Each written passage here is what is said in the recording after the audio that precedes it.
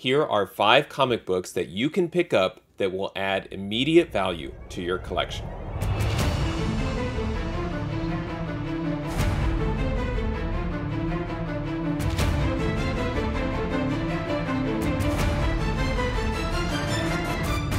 Hey there, in this video I'll be reviewing 5 comic book value picks from mid-May 2022 that I shared on social media and compare the values I shared at the time with the current values in a retrospective format here, so we can review how the values have changed since then. My goal with these comic book value picks is to try to select one book about once a day and share it if it meets the following criteria. First, the comic book has relative affordability with a low or minimal buy-in.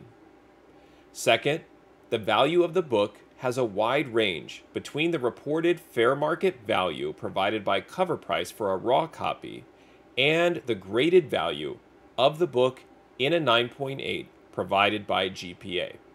And third, the average value for a CGC 9.4 is high enough where the amount is at least at or above the cost to acquire the book after grading and shipping fees.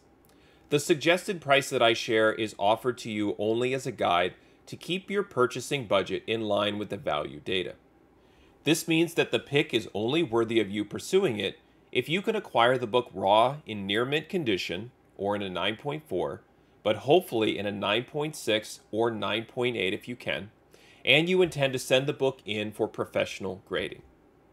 Now, let's get to the picks. First up is Green Lantern number 50 that I shared on May 18th, 2022.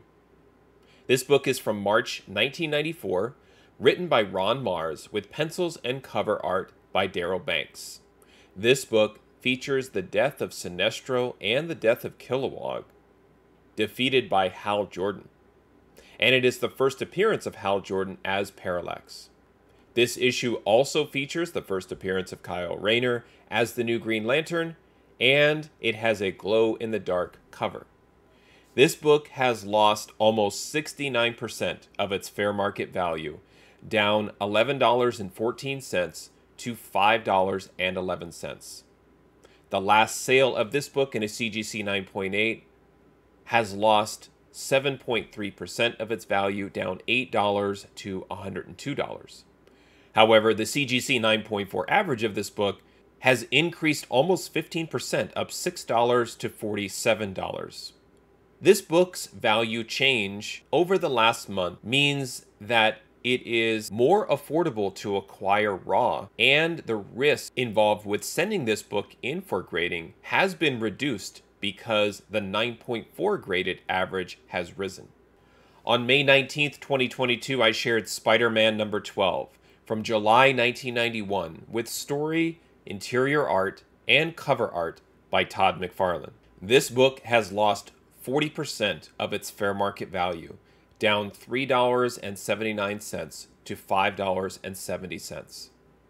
However, the last reported sale of this book in a CGC 9.8 has risen 11.11%, up $10 to $100. The 9.4 average of this book has lost $1.50, down 3.41% to $42.50. So this book has become more affordable to acquire raw and has more upside with that additional value of this book in a CGC 9.8, with that last reported sale being higher than it was a month ago. On May 20th, I shared Superman number 423 from September 1986, written by Alan Moore, with pencils and cover art by Kurt Swan and inks by George Perez. This is the final issue of the first volume of Superman, and is part 1 of Whatever Happened to the Man of Tomorrow that continued in Action Comics number 583. The fair market value of this book has fallen almost 57%, down $10.06 to $7.67. There have been no reported sales since May 20th of this book in a 9.8 and is holding at $408. However, the CGC 9.4 average value has tumbled 29%, losing $19 down to $46.80. $4.50. On May 21st, 2022, I shared Wolverine number 3 from November 1982, written by Chris Claremont, with pencils and cover art by Frank Miller. This book has lost 78% of its fair market value, down $69.41 to $19.53. The volatility of this book's fair market value for raw copies is most likely due to the fact that the all-black cover of Wolverine number 3 makes it very, very difficult to find this book in a high grade. The last sale of this book in a CGC 9.8 has also fallen, losing a third of its value, down $218 to $432. The CGC 9.4 average of this book has dipped slightly, down $3.50 or 3.4% to $99.50. On May 22nd, 2022, I shared Incredible Hulk number 246 from April 1980, written by Bill Mantlo with pencils and cover art by Rich Buckler. This book has a direct edition, a newsstand edition, and a newsstand edition with the Mark Jeweler insert. This book has lost almost 53% of its fair market value, down $5.10 to $4.60. There have been no recently reported sales of this book in a CGC 9.8 and no recent sales in a CGC 9.4. So the last reported sale is still $195 and the CGC 9.4 average is still $53.